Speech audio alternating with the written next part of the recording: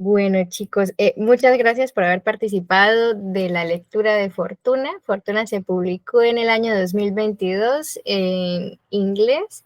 El título original es Trust, que es un juego de palabras porque trust bien puede aludir al mundo financiero, también en el derecho comercial y civil alude a la responsabilidad contractual y a la vez puede traducir confianza. De hecho, la traducción en portugués del libro, el título es Confianza, pero a nosotros en español nos correspondió Fortuna. El autor es de padres argentinos, nació en Argentina, pero cuando tenía 2 años la familia se exilió por cuestiones políticas a Suecia. Luego, cuando se reanudó la democracia en Argentina, la familia regresó. Este autor se formó en filosofía en Buenos Aires y después por una beca emigró a Estados Unidos y decidió quedarse ahí. Vive ahí hace más o menos 25 años y pues se doctoró en filosofía y actualmente es profesor en la Universidad de Columbia y como que se apropió del idioma, ¿no? Porque pues en la traducción no lo podemos apreciar, pero vemos que hay este juego de palabras constantemente, ¿no? Que él hace. Este libro ha sido galardonado con 2 premios, un premio nacional y el Pulitzer de ficción en 2023. Fue denominado, o bueno, fue destacado por el New York Times y el Washington Post como el mejor libro del 2022 y la intencionalidad del autor fue pues hablar específicamente de cómo se crearon, se amasaron estas grandes fortunas a principios del siglo XX y a la vez de transmitir cuál es la autoimagen que tiene Estados Unidos de sí mismo, ¿no? Que es el espíritu de este país como el que formó y fortaleció la economía y el orden mundial. Lo vemos encarnado en el personaje de Benjamin Rusk y Andrew Weber, que son el mismo en este juego metaliterario que vemos en el libro. Como ya pudimos observar, son 4 versiones de la misma historia, ¿no? En la primera tenemos el libro Obligaciones, escrito por Harold Banner, que era un conocido de Mildred, ¿no? La esposa de Andrew Bevel. En el primer libro que nos muestran en la obra es una versión ficticia, es como una especie de obra inspirada en Andrew Bevel y los personajes se llaman Benjamin Rusk y Helen Rusk. En la segunda parte vemos la intención de este Andrew Bevel de hacer sus propias memorias, por eso hay partes inacabadas y referencias a lo que la autora tenía que complementar de esta historia según lo que le iba narrando pues, el mismo Andrew Bevel para conformar sus memorias. La tercera parte es la versión de Ida Partenza, que me parece un guiño eh, muy astuto del autor a la migración, ¿no? A las comunidades de migrantes. Estuve investigando, pero no encontré información fidedigna. Sin embargo, sabemos que Argentina, el pueblo que más en número representó esta migración de Europa hacia Argentina, fueron los italianos, ¿no? Y justamente Ida Partenza es italiana y se hace una descripción de lo que fue la migración de italianos a Nueva York y la discriminación y todos los fenómenos que surgieron a raíz pues, de esta migración tan masiva de italianos, cuando fue también allá el golpe de Estado, ¿no? Bueno, de toda esta cuestión de Mussolini, creo que era, si no me equivoco.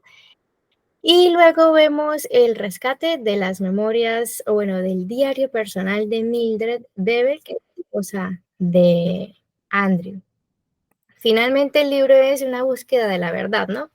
¿Quién fue la verdadera Mildred Bevel? La versión que escribe Harold Banner, la versión que hace su esposo en sus memorias, lo que pudo indagar más o menos Ida Partenza, porque ella no la conoció. Ahí al final ya vemos la resolución y bueno, ahora sí los dejo para que quiera comenzar a comentar sobre este libro. La verdad es que es un libro que vas como que a ciegas, ¿no? Porque sabes en la sinopsis, bueno, sabes que está compuesto de 4 partes, pero el descubrimiento es agradable, ¿no? Vas poco a poco viendo estas facetas, ¿no? Y también la forma de haberlo escrito es práctica simple, pero en conjunto está muy estructurado, ¿no? Se nota ya cuando lo acabas todo lo que tuvo que documentarse el autor y el cuidado con el que tuvo que hilvanar estos conceptos económicos para que fuesen digeribles por el lector común, pues por alguien que nunca ha tenido contacto con este mundo financiero. Entonces, ahí sí, quien desea comenzar. Pues si quieres, yo empiezo. Fíjate que para mí, bueno, yo, irónicamente, mi hermano es financiero, entonces él siempre habla de esos temas y a mí es así como, no es como lo mío, ¿no? Sin embargo, cuando, o sea, empecé a leer este libro, primero, digamos que lo que me hizo empezarlo fue que pues tenía un premio Pulitzer y dije, bueno, vamos a ver qué tal, ¿no? Porque pues algo bueno debe de tener para que se lo den. Tenía muy buenas críticas y además la editorial esa editorial es como selectiva. Entonces dije, bueno, órale, va, vamos a empezar a verlo. A mí me gustó la estructura de este libro en esas 4 partes. Creo que cada una de esas partes te va haciendo como, te va adentrando más como de manera amigable a la historia. La primera parte es como totalmente tú estás afuera y tú pues lo lees como cualquier novela. En algún momento me medio costó por todo este tema financiero, ciertos términos que manejaban. La verdad es que no estaba yo como totalmente enganchada. Hola, Rocío. Pero eh, después cuando los siguientes temas empezaron como a resonar, ¿no? Y, por ejemplo, esta parte, bueno, la parte de ida de la migración, esa me parece muy buena, pero esta parte del hombre que la contrata a ella para que haga las memorias de la esposa, híjole, creo que esa es la parte como que de pronto en los grupos que tenemos de autobiografías, digo, ay, a veces así debe de ser, ¿no? Que las personas se tratan de inventar escenas donde tú eres muy bueno, o sea, hay libros en los que tú dices, bueno, aquí me contó y todo es perfecto, ¿no? Y eso es lo que él quería mostrar, esa parte. Creo que a mí la parte que más me gustó fue la última parte de las memorias de ella. Me pareció súper interesante porque era una mujer muy interesante. O sea, era una mujer que era, además de conocer muchas cosas, de querer aprender, de dar, era una persona con carácter para la época, ¿no? O sea, en la época en la que está escrito. Entonces, esa parte hasta incluso como que yo pedía un poquito más de chisme, ¿no? Un poco más del diario. Me gustó cómo estaba, me gustó, te digo, la estructura. Y sobre todo esto que de pronto te deja pensando, que eso también agradeces, ¿no? Que el autor te deje a ti como lector pensar, ¿cuál es la realidad? Es cierto que el Bebel fue el causante de la caída de la bolsa, o simplemente era un sobreviviente, o es ambos, o, o bueno, todo lo que implica, ¿no? El lugar en donde él está. Y por último, hablando solamente del autor, me impresiona la cantidad de cosas que sabe. O sea, porque se nota que esta persona se preparó para este libro, ¿no? Incluso en música. O sea, todo lo que hablaba de la música y cómo lo lleva, y la escuela, y lo que ella hacía, y los conciertos, y te pones a buscar, y yo incluso me puse a poner la música que te dice, ¿no? Sí te das cuenta que no es cualquier persona, porque a veces cuando hablan de un tema como es la música, de pronto agarran el más común, ¿no? O sea, obras comunes, no dan una muestra de tal. Incluso yo pensaría, incluso hasta que sabe algo de música en cuanto a tocar un instrumento o a estudiar algo de música, porque habla como tal, ¿no? Además se nota, yo vi que él es de Columbia, ¿no? Es maestro de Columbia. entonces de la Universidad de Columbia en Estados Unidos.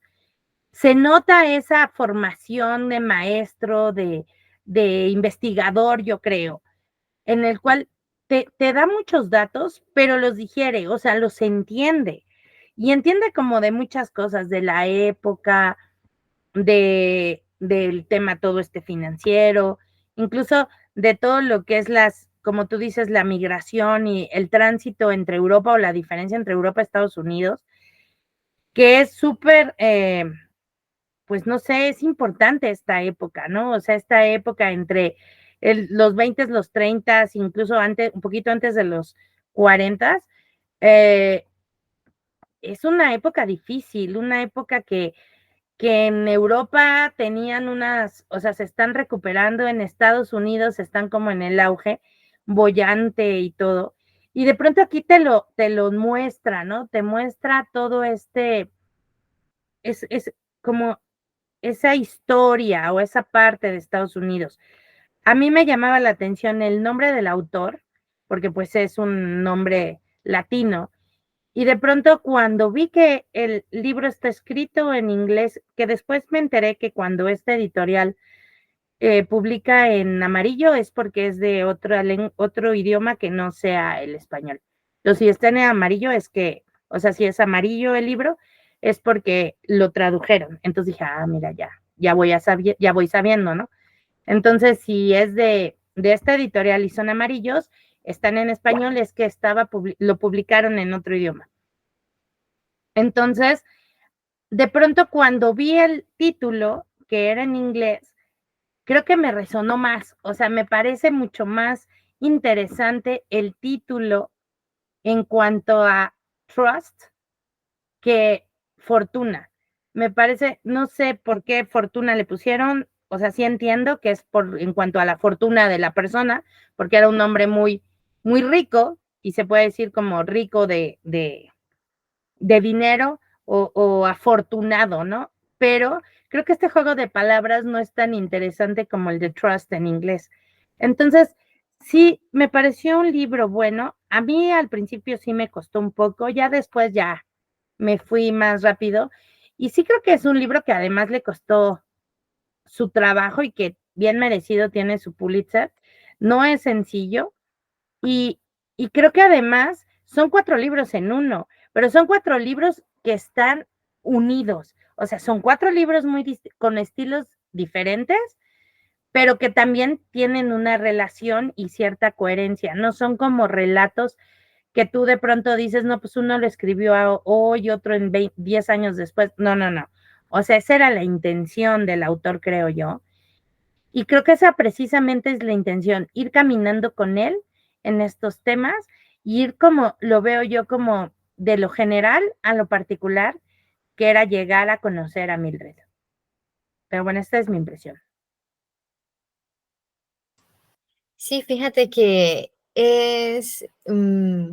pues como lo dices, ¿no? Se conecta porque cuando ya llegas a la parte de Mildred, a los diarios de Mildred, tú rellenas los vacíos, que son muchos. Como dices, yo también me quedé con ganas de conocer más de ese personaje con la versión del primer libro, que es la ficción de Harold Banner, que es Obligaciones. Y de hecho, ese personaje Mildred es fundamental para la crítica velada que hace el autor. Me parece una crítica sofisticada del autoconcepto que tiene Estados Unidos de sí mismo, ¿no? Porque incluso me devolví un poco a leer la primera parte de Harold Banner y dice, como desde su nacimiento había disfrutado casi de todas las ventajas posibles, uno de los pocos privilegios que le estaban vedados a Benjamin Rusk era el ascenso del héroe, porque no se había hecho a sí mismo, ¿no?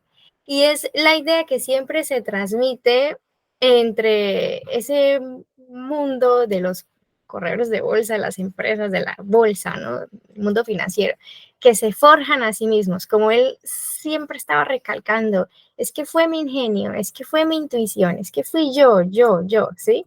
Y este Harold Banner, ese autor ficticio, comienza así diciendo que la historia de este personaje no es la del camino del héroe, porque él nació en una fortuna, ¿sí? Lo que hizo fue continuar con lo que sus antepasados ya venían haciendo, pero él no surgió de la nada, dice, no es el metal noble que surge de poco más que escoria. Entonces, ya comienza con una burla velada, ¿no? A ese autoconcepto.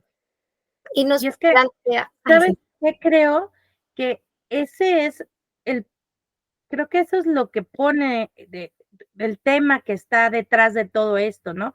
Estados Unidos viene de o sea, es un país de migrantes, es un país que surgió de muchas personas que no tenían nada y que no eran nada en Europa, que de hecho huyeron de la guerra, huyeron de la pobreza, huyeron de la policía.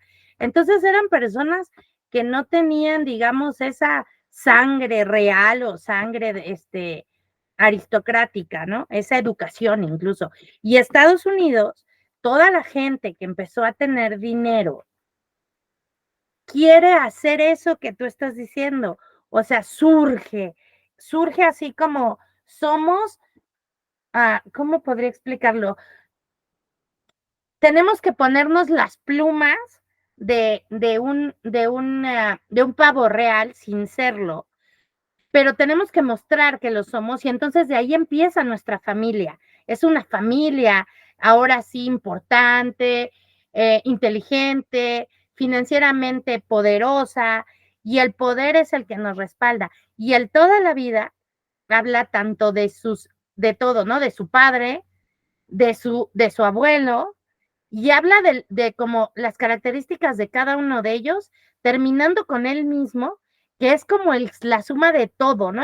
A mí me dieron todo, como si realmente la herencia fuera así, o sea, como si te heredan un lunar, también te pueden heredar en el cerebro todo lo que es las finanzas y toda la estrategia de negocios que traes cuando sabemos realmente que hay veces que sí te pasa y a veces que no, ¿no?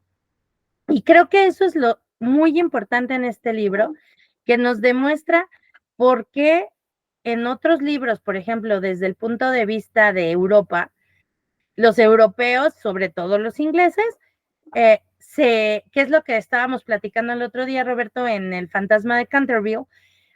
Que precisamente están viendo desde el otro lado de nosotros tenemos una historia, nosotros tenemos años aquí de educación, de tradiciones, de dinero, y ustedes que son nuevos y además son como lo que nosotros no quisimos, nos quieren venir a presumir su dinero, pero su dinero no es como ese dinero, vamos a decir, elegante, es ese dinero tramposillo, ¿no? Sacado así porque no dejas de ser un comerciante.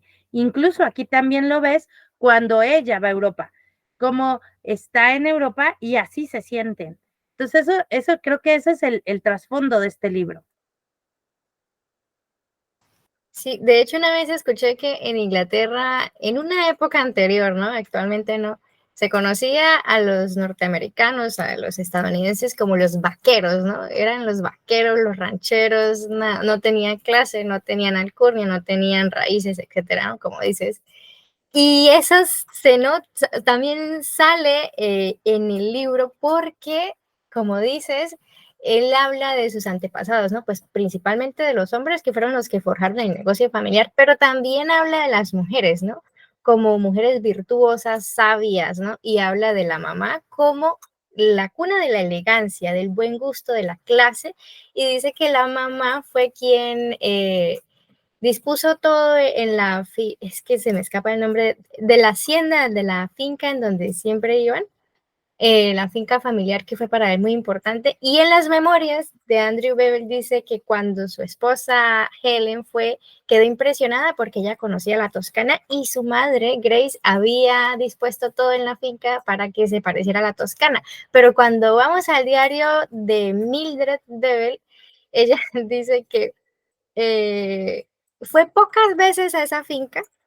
De hecho, cuando enfermó, Andrew le propuso ir más seguido para estar en la naturaleza, etcétera, pero ella no se sentía cómoda porque sentía que era una parodia de la Toscana. pero no quería decírselo porque no quería herirlo, ¿no? Porque sabía que había sido su mamá la que había hecho toda la decoración, todo en la finca, pero ella se sentía en una parodia de la Toscana, ¿no? Y eso, el libro tiene su sarcasmo, ¿no? Sus dosis así veladas por toda parte, ¿no? Es como es como pensar en esa Torre Eiffel en Las Vegas, ¿no? O ese Caesar's Palace igual en Las Vegas. O sea, creo yo que eso es lo que siempre les ha sido criticado a los americanos, ¿no? Esa falta de estilo, esa copia con más. O sea, digamos que se sabe que el menos es más, pero ellos no, o sea, ellos lo contrario, ¿no? O sea, si vamos a poner 3 árboles, yo tengo para 10 y ponemos 10, ¿no? Aunque, aunque rompas la estética, o si iba a poner una cosa dorada, no, todo va a ser dorado, ¿no? Todo el mármol, o sea, como mucho, que en México utilizamos ese rollo así como de, pues ya lana caro, ¿no? O sea, ya es un exceso de colguijes, cuando tú te quieres vestir a lo mejor muy elegante, no tienes por qué ponerte todos los collares que tienes, ¿no? Ni tampoco ponerte todos los abrigos o los suéteres o la ropa más cara que tú tienes y la bolsa más llamativa solo para que te vean. O sea, incluso con un solo detalle puedes hacerte notar. Y creo que ahí cae Estados Unidos y es lo tan criticado por, por, por ejemplo, por Europa, sobre todo Inglaterra, ¿no? Porque como comparten idioma y obviamente fueron su colonia, tienen, tienen eso, ¿no? Este rollo de que nosotros tenemos y somos, incluso cuando lo marca, cuando ellos viajan, ¿no? Cuando viajan a Europa, quieren hacerse ver que ya son exitosos. Y lo menciona en el libro, que él es pues alguien importante, ¿no? Y precisamente en el libro te lo marcan y como bien dices tú, te enteras de todo cuando sabes de Mildred. Es un muy buen libro. Sí, sí, también siento que el autor quiso exponer eso que dices, ¿no? Que en Europa, pues el concepto es diferente que en Estados Unidos, porque vemos que el personaje de Mildred al final, ¿no? Que es la europea, pues ella es estadounidense, pero se crió en Europa, ¿no? Y tuvo contacto con varios grupos de conocimiento, académicos, etcétera. Es muy culta y tal, ¿no? Es como perfecta, ¿no? Ella fue la que hizo La Fortuna, en fin, ¿no? El título del libro.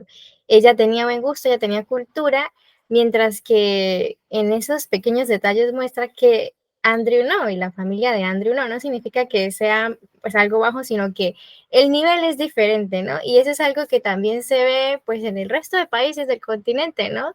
También lo vivimos nosotros con España, ¿no? Es ese lo que llaman el eurocentrismo, ¿no? De que aquí todo lo que dijiste y allá no, allá apenas surgieron, etcétera. Pues lo mismo es así, es como la necesidad de demostrar. Y en el caso de Estados Unidos, que ellos pues eran potencia cuando fueron las grandes guerras, ¿no? Pues sí pudieron sacar partido económico de esa situación, ¿no?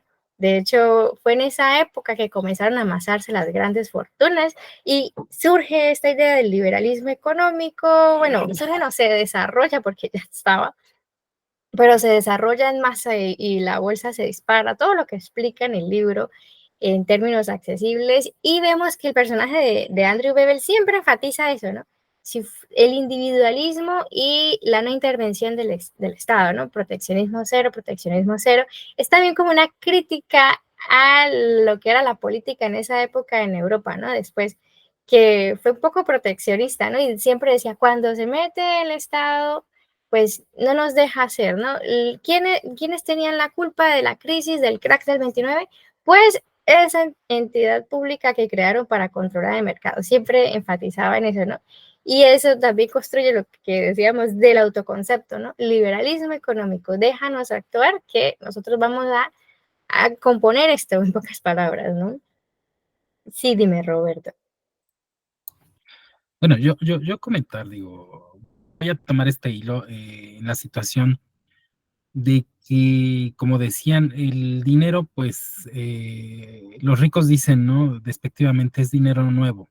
El nuestro es dinero viejo. Entonces, esta situación de que muchos ricos a principios del siglo pasado trataban obviamente de aportar su dinero e intercambiar ese abolengo del que se habla, ¿no? Del europeo. ¿Por qué? Porque muchas casas europeas obviamente ya estaban quebradas y lo que necesitaban era pues vender su título al mejor postor, ¿no? Yo creo que los americanos y los ingleses son de los más representativos en este tipo de situaciones, porque bien sabemos eso, ¿no? ¿Cuántos millonarios no sé, los Rockefeller, por decir unos, porque no conozco todos los apellidos, con las familias Vanderbilt, con pues los grandes emporios, bueno, las grandes nobles de Inglaterra, ¿no? Y solo de esa manera pudieron sobrevivir ambos. Unos, porque obviamente mantenían su casa, mantenían su herencia, al recibir este dinero de los nuevos ricos, y los otros al no solo reforzar su poderío, sino ahora también ese liderazgo, ¿no? Entonces, yo creo que eso es parte de lo que se nos habla, porque incluso, digo, en una sesión en la que nosotros tuvimos, vemos que un hombre ruso, pues, emigra a Berlín y trata de hacer esto, pero pues obviamente en su nivel burgués no lo va a lograr, o sea, la única situación es que se mantenga con vida, que se mantenga con un estilo de vida similar o por lo menos mejor y más libre, pero en este caso de Fortuna pues es reforzar ese poderío con el abolengo. Entonces, yo creo que eso es lo que vemos. Este libro a mí se me hizo muy interesante por estas secciones que tiene. Yo al inicio, digo, realmente comencé a leerlo y cuando cambié de la primera a la segunda historia, pues se me hizo un poco raro. Yo dije, bueno, pues a lo mejor el autor lo que va a querer hacernos es dar un compendio de historias que se van a entrelazar. Jamás me imaginé que realmente al llegar a la tercera y a la cuarta parte, mm, que era un rompecabezas, como la propia reseña lo dice, y que obviamente al ir leyendo tú ibas ensamblando eh, las ideas que cada una de ellas imperaba. Mientras uno decía que era negro, el otro era blanco, uno decía pardo y el otro amotas. Entonces, eso se me hizo muy interesante, muy inteligente por parte del autor. Solamente conozco sobre lo que he leído una situación así, en el caso del libro El Atlas de las Nubes, Cloud Atlas, que no recuerdo ahorita cómo se llama la autora, después les comparto la portada, en la que ella enlaza, ella habla de reencarnaciones y utiliza este tipo de estructura para hacer que los personajes tengan una línea en el tiempo. Entonces, a mí esto se me hizo muy inteligente por parte de Hernán. Y la verdad, fue un ejercicio muy interesante, muy gratificante, tanto o más como cuando nos sugeriste el libro de Tierra, de Eloy Moreno. Digo, cada uno tiene sus situaciones distintas, pero la verdad yo creo que este tipo de lecturas te hacen ver de una manera distinta a los autores, porque la innovación no solamente es en las historias, sino en cómo te lo cuentan. Realmente el que te hagan partícipe de esta manera, de un libro que te haga pensar y en el momento indicado que todo haga un match, yo creo que es algo, reitero, muy inteligente. Ahorita que mencionaba esta Hazel, el caso de la traducción, digo, no sé si Hazel tomó la palabra trust como confianza, pero en términos financieros, Trusted, pues es una empresa, un conglomerado de empresas que lo que hacen es, pues, hacer operaciones para lograr este poderío, ¿no? Ahora sí que se organizan para poder acaparar todo el mercado. Y yo creo que lo más cercano a y por eso utilizaron la palabra fortuna, lo más cercano a ese concepto reitero, es fortuna, porque la fortuna es el encadenamiento de eventos en el destino. Entonces, es como que muy similar, solamente que con términos distintos, mientras que uno es con finanzas, pues el otro es con hechos. Entonces, yo creo que ambos conceptos, bajo distintos términos, caben adecuadamente en este libro, ¿no? Esa situación de que, pues, el rico quiere contar su historia, la vemos, pues, por ejemplo, en la visión de los vencidos de este León Portilla.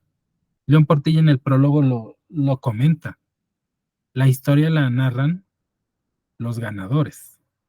Entonces, en esta situación, pues el ganador digo, no recuerdo los nombres, discúlpenme, es este hombre que está comprando el trabajo de la secretaria para que narre su propia versión de la historia, ¿no? Que me lo refine de tal manera que haga que mi mujer se vea angelical, se vea humana, se vea de esta manera, que yo me vea menos avaricioso tal vez. Y esa situación pues es algo interesante porque bien a bien en esta época vemos muchos nuevos,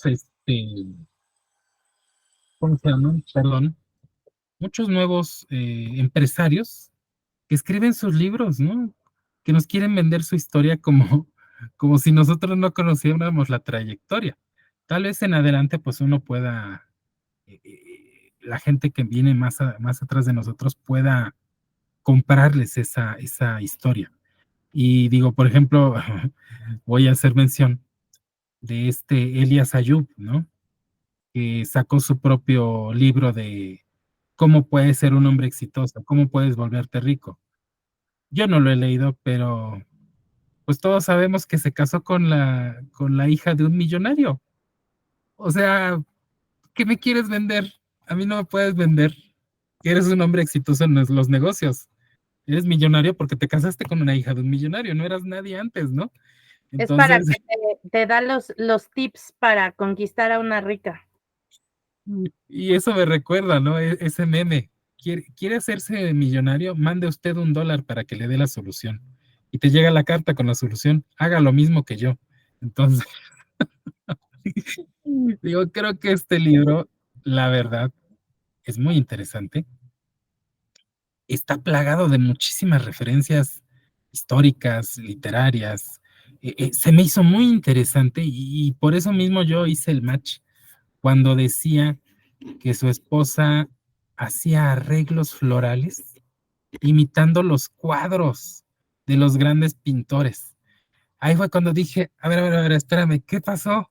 Esto, esto tiene una columna vertebral que está agarrando todas las historias. Digo, ¿cuántas veces puede una persona repetir ello? Se me hizo muy interesante ese punto porque, caray, la capacidad de una persona para poder replicar en la vida real esos arreglos no tiene parangón. Solamente eso, Steffi. Sí, y también cuando dices que hiciste el match, yo lo hice cuando ya estaba en la parte de Ida Partenza y ella cuenta que se aficionó cuando iba a la biblioteca por las novelas de misterio y se las contaba al papá y él le decía, mira, la comida fría y yo, espera, esto ya lo leí. Esta parte ya, ¿de dónde? Ah, pues la historia, ¿no? Y ahí seguí rapidísimo y llegué. No podía creer que me estaba robando mi historia, dice Ida Partenza. O sea, Andrew Bebe le estaba diciendo durante una cena en la noche, que ya era al final, casi antes de morir, que uno de los momentos que compartió con su esposa que más le gustó era cuando cenaban y ella le contaba las novelas de misterio, bla, bla, bla, bla, bla. Y ella decía, esa parte yo la inventé de mis experiencias con mi padre para Mildred, ¿no? Y él estaba tan metido en su película que ni siquiera se acordaba que era una invención. O sea, este personaje nunca conoció a su esposa, ¿no? Le cautivó que era muy inteligente, muy culta, etcétera, una mujer pues diferente. Y después se sacó la lotería cuando ella le enseñó su esquema, su método de económico para hacer predicciones y tal. Pero nunca hubo un contacto, ¿no? Fue como un matrimonio así, cada uno en su lado. Y en la parte de Mildred vemos que decía, yo trataba de ser gentil con él, pero me costaba mucho estar con él, no porque estuvieran siempre juntos, sino porque ese no era su ambiente, ¿no? Otro match que me hizo fue cuando Andrew le estaba contando a Ida Partenza, la secretaria, que a ella le gustaba mucho la música, etcétera, pero que era una aficionada, ¿no? Y dice, pero a veces hacían conciertos que era como el calentamiento que llaman, ¿no? Como la preparación antes del concierto, pero eso no tenía sentido. Y yo, ¿cómo así, no? Eso no me encaja. ¿Cómo van a hacer conciertos? ¿Cómo van a convocar una comunidad pues, de músicos y que no tenga sentido? Y ya en la parte de Mildred ella dice que cuando ella estaba en el auspicio allá en Suiza, Andrew le llevó un concierto de una escuela, una facultad, no recuerdo, y decía, eran las piezas de siempre, ¿no? La música de siempre, tan predecible que cuando apenas va empezando tú ya con las notas y ahí es cuando tú dices, ¿no? Que él debía, el autor Hernán Díaz debía también saber tocar algún instrumento, ¿no? Algo de música. Con las notas que van comenzando tú ya puedes predecir qué es lo que viene, ¿no? Y ahí es cuando tú dices, estoy frente a un personaje de otro nivel, ¿no? Porque habla en términos, pues, que ya de mucho conocimiento, ¿no? De la música. Y entonces, bueno, que muy bueno cómo se va descascarando la verdad, ¿no? Poco a poco vamos viendo las capas, ¿no? Y también Mildred fue mi personaje favorito, que a pesar que solamente, pues bueno, la parte de ella fue como tan, a ver tú que con tu imaginación y los datos que ya te di, que completas. Cuéntanos, Alicia. Y sabes qué, que creo que además es bastante atinado el hecho de que Mildred sea el personaje fuerte, porque es una época en donde el hombre es el que cuenta, y sobre todo en Estados Unidos, y sobre todo en las finanzas, porque la esposa era para organizar la fiesta, para estar bien, o sea, para adornar la fiesta, para poder mandar a hacer unas buenas bebidas, un buen menú, y no más allá, ¿no?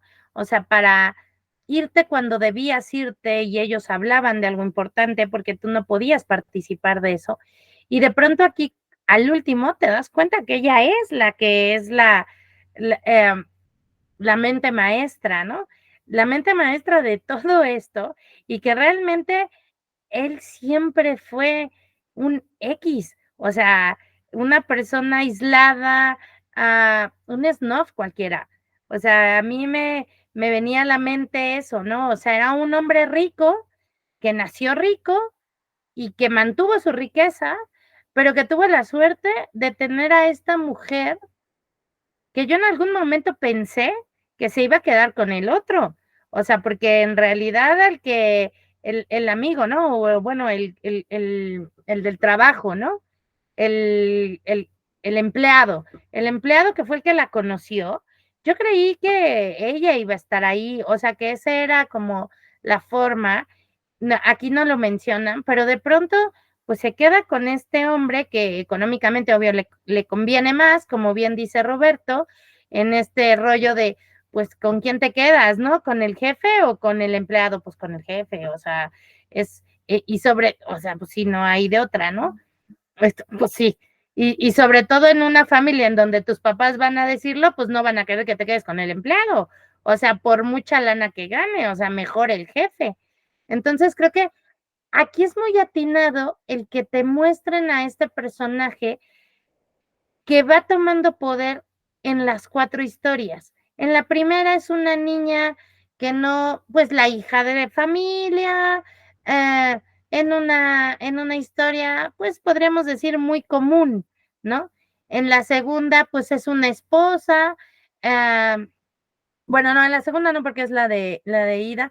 Bueno, en la de Ida no, pero bueno, en donde está las memorias, incluso ahí te la muestran como esa mujer que le tienes que hacer una historia, ¿no? O sea, algo interesante para que ella realmente cuente, porque él así lo menciona, ¿no?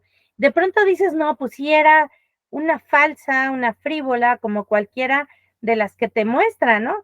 Y al último te das cuenta que ella es la de todo. O sea, ella es la culta, ella es la inteligente, ella es la que sabe de finanzas, ella es la que se aburría con él y no lo contrario, porque él no tenía nada de qué hablar. Entonces, creo que le va dando poder a la mujer, rescatando y además dándole ese papel que no siempre se le da a las mujeres. Ahora sí voy a hablar de empoderamiento, pero de un empoderamiento real, o sea, de un empoderamiento que así quisiéramos que siempre lo mencionaran, que es un empoderamiento que mereces, o sea, muy merecido porque es una mujer culta, eh, con muchas cosas, que se lo gana, no solamente por ser mujer. Y eso es lo que es lo importante. Aquí no importa si eres hombre o mujer, sino aquí la que importaba era ella, porque tenía algo aquí, una ardilla en la cabeza, que le iba muy bien, ¿no? Entonces, este libro tanto te pone, como bien decía Roberto, en este ámbito financiero y de la época, como también te pone o quiere darle el papel que la mujer muchos libros de esa época no se le daba. Sí, exactamente. Y cuando él hace, en la parte de las memorias dice, bueno, yo tuve que crear una fundación para controlar porque ella, pues, era muy filántropa, estaba ya despilfarrando el dinero. Y dices, ella estaba, bueno, había abundancia económica, pero ella ya estaba dando de más, ¿no? De una fortuna que no era de su familia. Y cuando vas a la parte de ella, bueno, es que esa fortuna la amasé yo, ¿no? Y él creó esa fundación a mi nombre, era para controlar esas donaciones. Entonces, bueno, ahí ya pues vas construyendo esa perspectiva, ¿no? El capital inicial era de él, pero ella lo triplicó y después él le trataba de controlar para evitar que ella invirtiera en eso, que era la única cosa que ella hacía, ¿no? Porque ella no le gustaba estar en sociedad, no estaba en bueno, en estas actividades comunes que normalmente demandan mucho dinero, ¿no?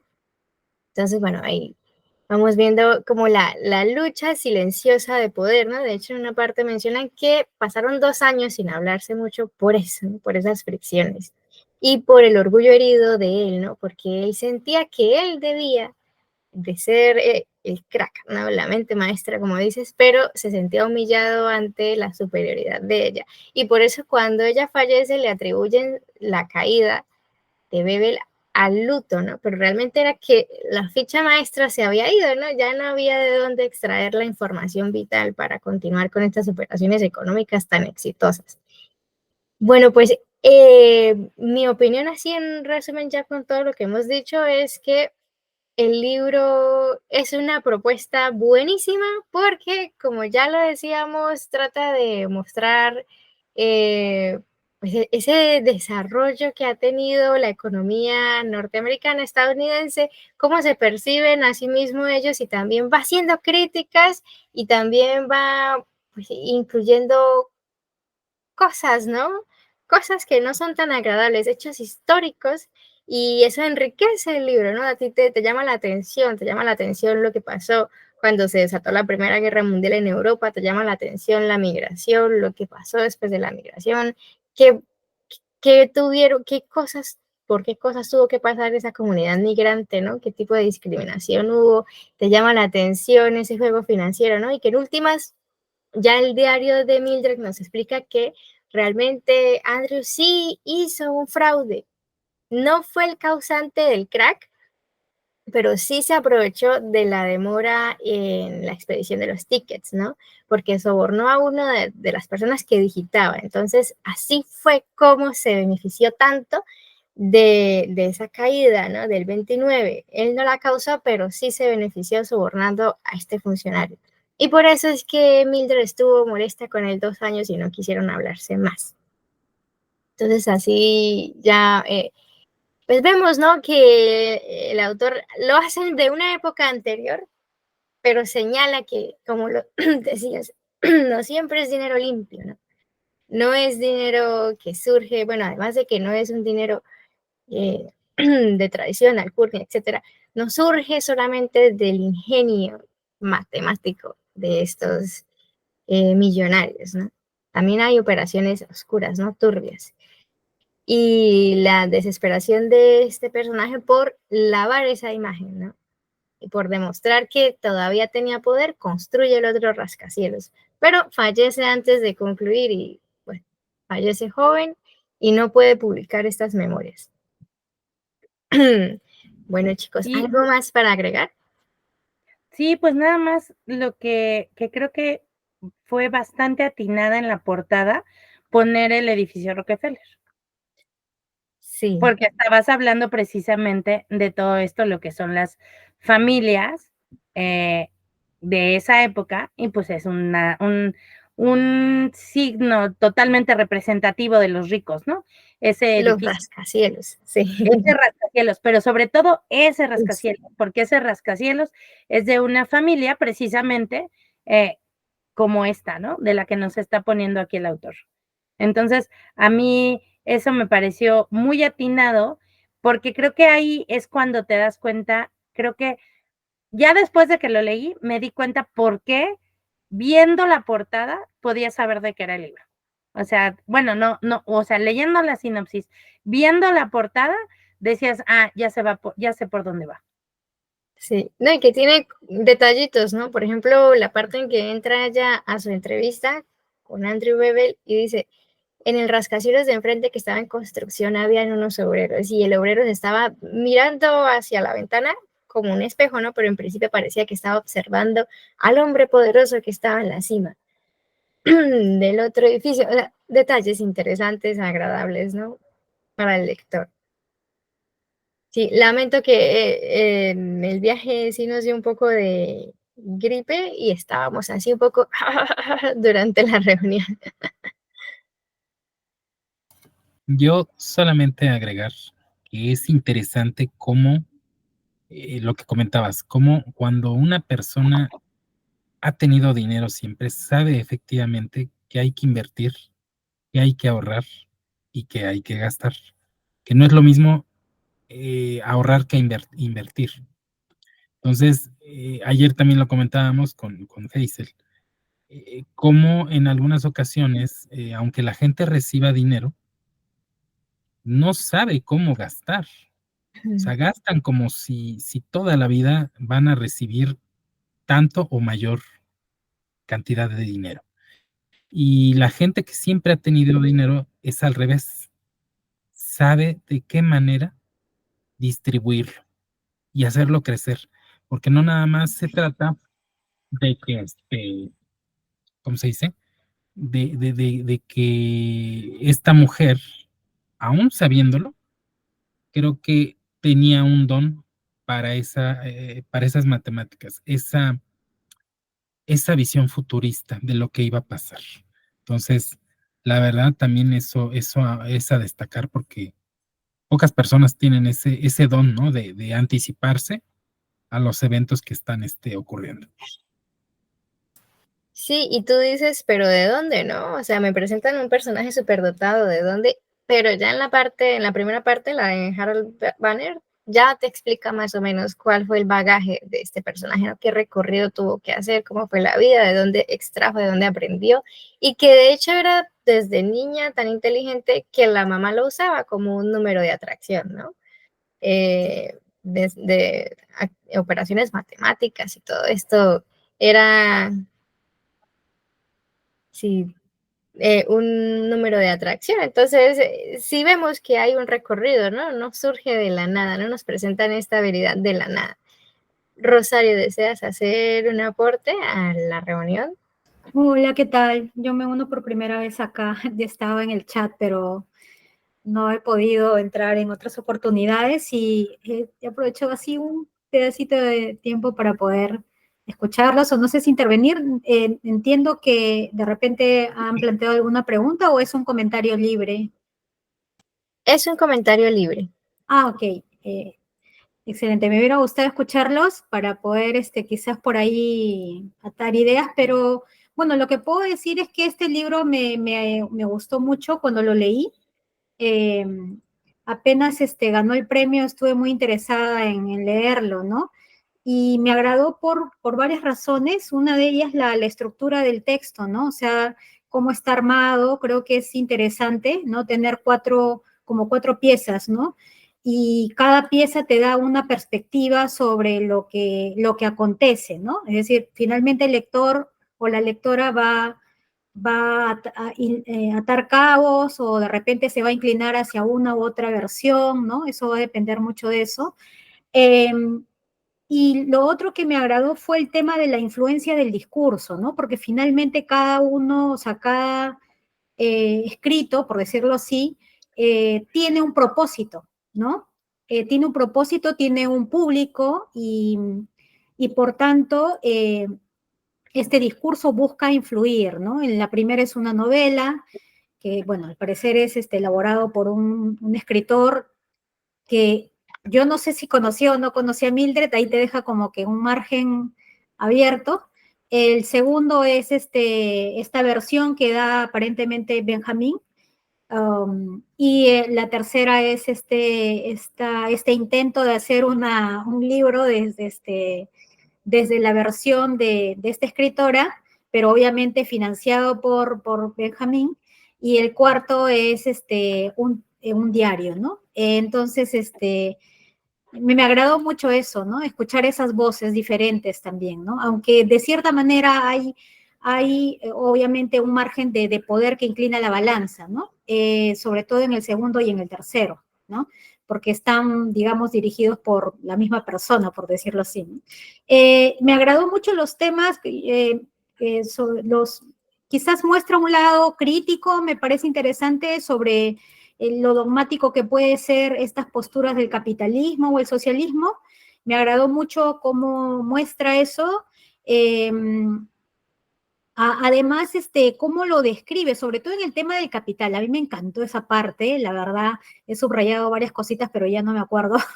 Entonces, pero sí me acuerdo, algo que sí me quedó así grabado, es este tema de cómo el capital es sentido, bueno, desde la perspectiva del escritor, del primer escritor, como un ser vivo, ¿no? Como un ser vivo y que tenía más importancia que otros vínculos, ¿no? Que otros seres. Eso me dejó así, ¿no? Con los pelos así erizados, ¿no? Y porque creo que nos está diciendo algo ahí el escritor. Y lo otro es este tema de la desigualdad, ¿no? Es decir,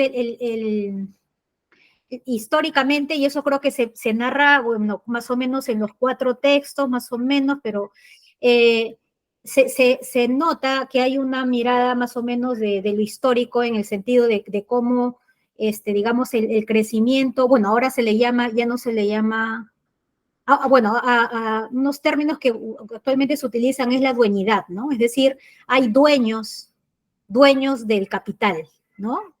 Y entonces, cómo esto, por ejemplo, se ha basado, se ha afincado en la continua desigualdad, ¿no? El despojo, la esclavitud, o sea, son actividades que se repiten a lo largo de la historia y que simplemente se cambia de nombre, ¿no? O sea, antes tenía un tratamiento, pero es, como se dice, lo mismo, pero con otro nombre, ¿no? Entonces me agradó. Después también me agradó mucho que se muestre quizás este lado de ¿no? Porque que a veces he escuchado mucho que en algunos medios se habla de casi como que el mercado se maneja por sí solo, ¿no? Es bueno, y ahí lo ato con el tema del ser vivo, ¿no? Entonces, y sin embargo acá en la novela muestra mucho cómo este aparente ser vivo, ¿no? Aparente ser vivo, tiene muchos hilos que están vinculados al manejo de las élites, ¿no? Y muestra de ello es cuando se habla de la corrupción en el manejo de las cifras, ¿no? O la especulación. Lo otro es el tema del manejo de los medios, ¿no? Y lo otro es lo científico, ¿no? Que también encarnado sobre todo en el tema de la farmacéutica, ¿no? De las empresas farmacéuticas, que es otro gran... A mí la verdad que cuando leí este texto me hizo recordar a varias series, incluso de televisión, que también han retratado de cierta manera, porque creo que uno de los troncos de este texto es un cuestionamiento a lo dogmático, quizás con una mirada más amplia del capitalismo, pero creo que también hay una mirada crítica del socialismo, ¿no? De estos dos polos que siempre están casi así como muy recurrentes en el análisis histórico, social, ¿no? Entonces a mí me agradó mucho en ese sentido la novela. Y un aspecto final, y con eso concluyo, es el tema de cómo está también este tema del traspaso, ¿no? La herencia, que no solamente la herencia del capital, sino la herencia de estas prácticas, ¿no? O sea, de las prácticas del discurso. O sea, es clarísimo, ¿no? Las dos formas, sea Benjamín, sea quien sea, o sea Mildred, o sea Helen. O sea, en ambos casos se ve la herencia, ¿no? Cómo es transmitida y cómo estos dos personajes lidian con ese traspaso de esa cultura, de esa forma de pensar y practicar, pero también es inevitable no jalar algo para ti, ¿no? O sea, por ejemplo, en el caso de Mildred, ella luchaba en contra de todo lo que su madre era, y sin embargo terminó siendo lo mismo, ¿no? Y igual en el caso de Benjamín, ¿no? Él como que luchaba, o sea, no luchaba, porque él era un poco más sumiso, me parece, pero en todo caso, finalmente vendió las haciendas, pero volvió a hacer otra forma de capitalismo. O sea, a eso me voy, ¿no? O sea, que hay como una cierta recurrencia, ¿no? No digo que todos los personajes hereden y vuelvan a repetir todo, pero, o sea, hay márgenes de repetición y también hay márgenes de tratar de salir de eso, ¿no? Y eso me agradó también en el texto. Hasta ahí llego. Muchas gracias, Rosario, por tu comentario. Muy bienvenida a participar de las futuras reuniones. Pues sí, fíjate, lo que dice es, todo lo que dijiste muestra la formación del autor, ¿no? Porque él es filósofo y se doctoró en filosofía en Nueva York. Y lo que dices, el discurso, ¿no? Cómo él juega con la misma versión de la historia, pero con diferentes, no, con la misma historia, pero con diferentes versiones, ¿no? A través de diferentes encarnaciones y a través de diferentes características que apuntan a los mismos temas, como dices, la herencia, luchar con el legado, pero pues, la repetición de las cosas. Otra cosa que dijiste que me llamó la atención, sí, el enfrentamiento del capitalismo y el socialismo lo incluye el autor con el personaje del padre de Ida Partenza, ¿no? Porque era un pues, anarquista, ¿no? Y él es el que pone estos temas en debate y el que cría, educa a su hija con estos cuestionamientos, y ella va a tener un conflicto interno durante el proceso de contratación, ¿no? Y ahí se exponen estos temas y es como lo decimos, como una crítica o una exposición velada de lo que fue el escenario de la Europa de esa época, ¿no? Porque el padre decía, ¿qué hago? ¿Acepto el socialismo de Rusia? Es que se me olvida el nombre de lo que estuvo en Italia, o acepto el capitalismo americano. Bueno, es una lucha de poderes, ¿no? De todos modos vamos a ser esclavos de un sistema, sea el uno, sea el otro, y bueno, aquí soy pues que un peón, pero me rehúso, y mi forma de hacer esa especie de revuelta silenciosa es no adheriéndome al sistema, no siendo un esclavo. Me rijo bajo mis propias leyes, aunque me toque como me toque, pero yo no voy a ser el esclavo de nadie. Y critica a su hija cuando entra, pero a fin de cuentas necesitan sobrevivir, ¿no? Esos debates interesantes. Y también, ¿qué más dijiste? Bueno, eso ya del traspaso, etcétera. Bueno, y también lo que dijiste me recordó un poco a lo que estábamos conversando ahorita, que mencionó Roberto, y es que, bueno, este personaje, Benjamin, no, Andrew Bebel, porque como ya lo hemos conversado, pues es la misma persona, pero tienen características diferentes, ¿no? Como lo dijiste, Benjamin renuncia a el legado de la actividad económica y se dedica a otra. Andrew no, pero bueno, características diferentes. Pero Andrew encarna el espíritu norteamericano del hombre de poder que se hace a sí mismo, el que amasa fortuna, el que dirige la economía, el que salva al mundo, ¿no? Porque él siempre decía, es que hay una razón social en todas mis actividades económicas, una razón social. Y los especuladores, ¿no? Los que se rigen por lo que muestran, o sea, por lo que quieren mostrar los medios de comunicación para crear tendencias, son los mendigos, ¿no? Y yo me perturbé un poco porque de vez en cuando sí, a veces hacemos ese ejercicio, ¿no? Miramos ahí, especulamos un poquito con que un porcentaje pequeño del ingreso mensual, a ver cómo me va, a ver, y jugamos a los super especuladores, ¿no? Y mientras hago esto, me acuerdo de las obras del siglo XIX, por ejemplo, en El Conde de Montecristo, que un personaje femenino hacía eso, ¿no? Y yo, bueno, me siento como Madame Tal haciendo especulaciones aquí en mi celular. Entonces, él critica eso, ¿no? Dice, esos mendigos son los que tienen mal el sistema, etcétera, etcétera. Y hay eso, ¿no? La diferencia, ¿no? La clase privilegiada y la diferencia de la clase que crea una ilusión para sentir que en algún momento va a salir de ese nivel, pero no lo va a hacer. Bueno, todo este debate es muy bueno y se hace de forma práctica, tanto así que no detectamos las teorías, pero están ahí, ¿no? Porque el autor está formado en esa área, ¿no? Cuéntanos, Hazel. Y a mí creo que ahorita que estabas hablando del papá, me pareció bien interesante el papel del novio, el novio que le empieza a querer ver qué está escribiendo y le empieza a querer robar la idea para poder el periodista publicarlo, y que le manda a alguien a amedrentarla, como la típica amedrentación de Estados Unidos, ¿no? Va a venir el FBI, o sea, ya cuando te empiezan a meter y la CIA y tal cosa, que es también, como tú dices, un papel bastante para que te rías, ¿no? Es decir, o sea, ese es un toque que está dando el autor de que así lo manejan en Estados Unidos, ¿no? A final de cuentas, casi te llega aquí todo el mundo a ver cuando tú estás haciendo algo malo, y esa es la manera en la que lo hacen, ¿no? Y creo que ella juega muy bien esa carta al revirársela, ¿no? Al hacerle lo mismo, porque al final de cuentas el rico ni lo supo, o sea, ni supo que eso pasó, y ella utilizó la misma moneda para que se fuera, ¿no?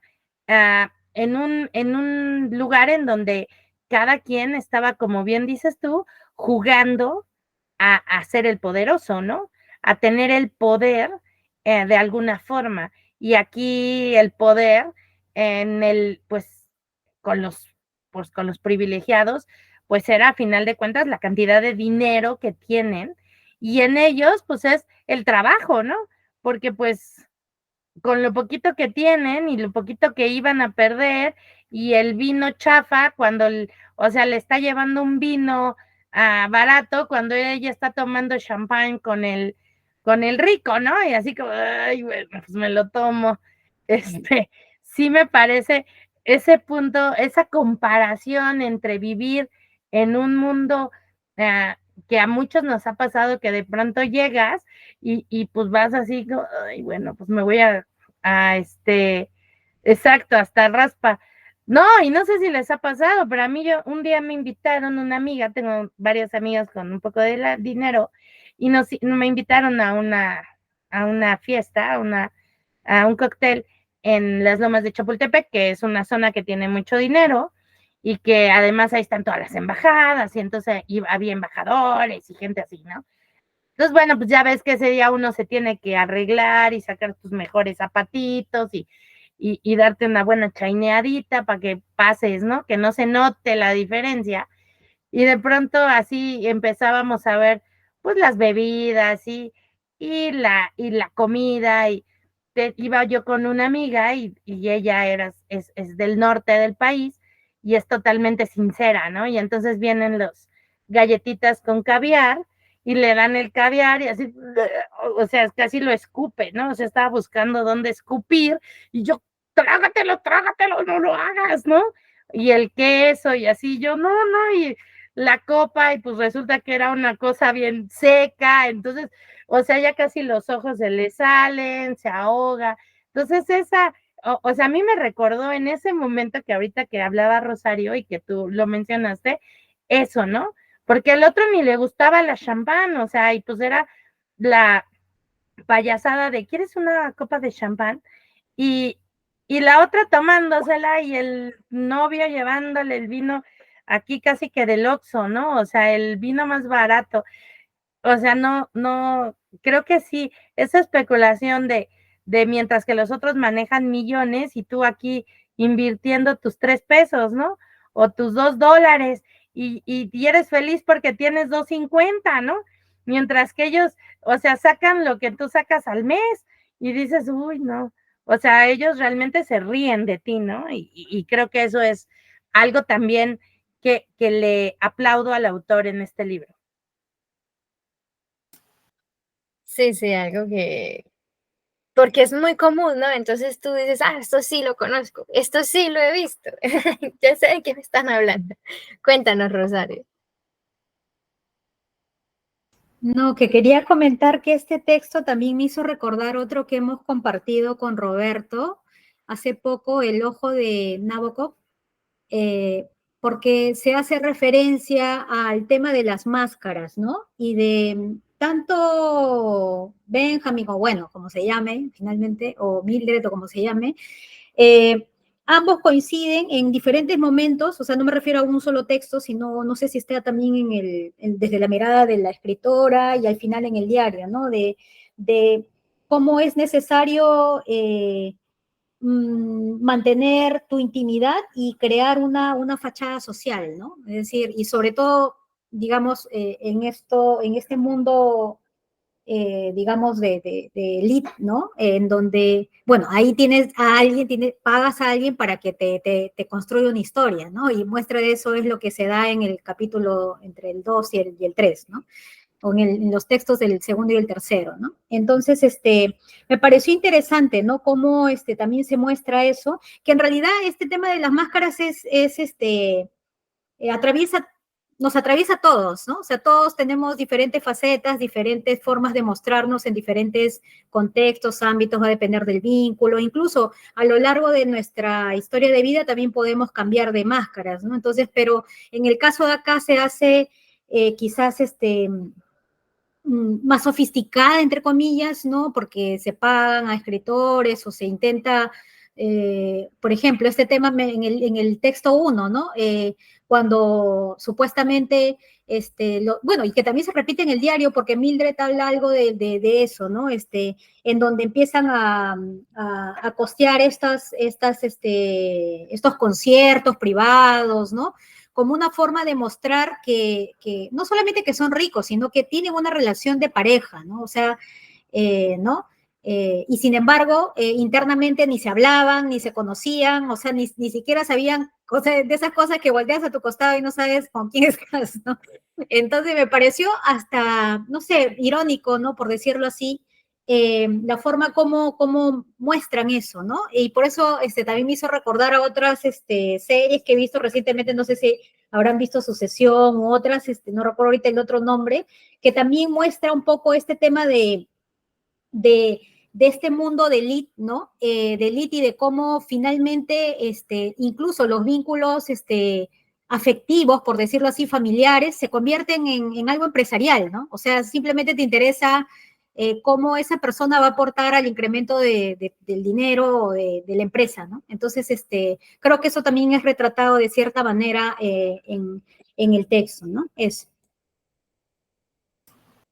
Sí, sí, también lo concuerdo. Sí me pasan, por favor, en el chat de WhatsApp las series, porque yo de series estoy muy desactualizada, que sí quedé con ganas de ver algo así relacionado. De hecho, cuando leía, yo pensé, bueno, me suena un poquito a Edith Wharton porque ella habla de esa sociedad, esa élite neoyorquina, pero una época anterior, pero no nos presenta el mundo de los negocios, ¿no? Nos presenta es la vida hogareña, pues el día a día de los personajes, pero así como lo presentan en Fortuna, no he tenido la oportunidad de leer otro texto. Si han leído otro, sí me lo pasan a ver si un día me animo.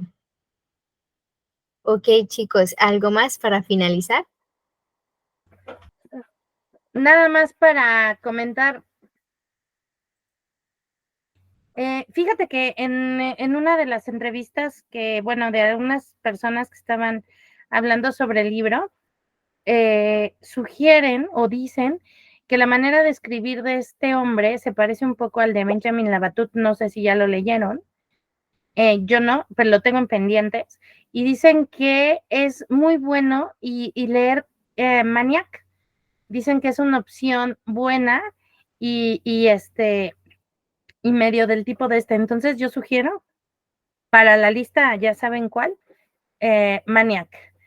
Ya sé que tenemos muchos, ¿no? Pero creo que sería una buena explorar a este otro autor, ya que nos gustó Hernán Díaz, leer ahora La Batut. Dicen que es una buena manera, digo, no tiene que ver con finanzas, creo que tiene que ver con la física y las matemáticas, pero dicen que escribe más o menos así, no, no sé bien, no lo he leído, lo tengo dentro de mis pendientes, pero bueno, esa es una sugerencia. Sí, en términos accesibles, ¿no? Bueno, ahí lo ponemos en el tintero para una próxima oportunidad. Bueno, chicos, agradezco mucho su participación y sí que leer este libro me costó porque como estaba en el viaje y tal, no tenía energías. Eso me lo leí fue en el vuelo de regresando. Casi no dormí, por eso ahora estoy así muy desfasada, pero no me arrepiento de haber logrado terminarlo. Muchas gracias por participar y qué bueno que también les gustó Fortuna.